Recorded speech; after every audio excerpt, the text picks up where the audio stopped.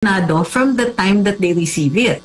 Doon sa House kasi, pag natanggap mo yung impeachment complaint, considered filed na yon, no? Pero the process doesn't begin until ma-transmit from the SecGen to the Speaker of the House. Ayon sa Korte Suprema, dahil may prohibition, hindi pwedeng mag-file ng more than one impeachment proceeding. Hindi pwedeng more than one impeachment proceeding per year.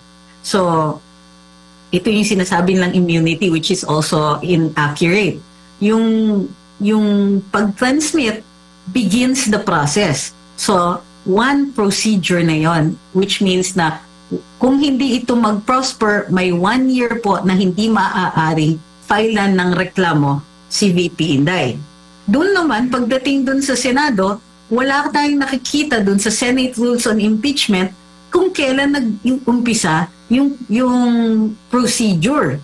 Ang nakalagay lang doon is from the time they accept it, kailangan mag-constitute sila ng impeachment proceedings, magsaswear in na sila ng mga mahistrado, nababasahan ng articles of impeachment yung nirereklamo dito. So hindi very precise, hindi natin nakikita kung ano yung official start ng impeachment proceedings.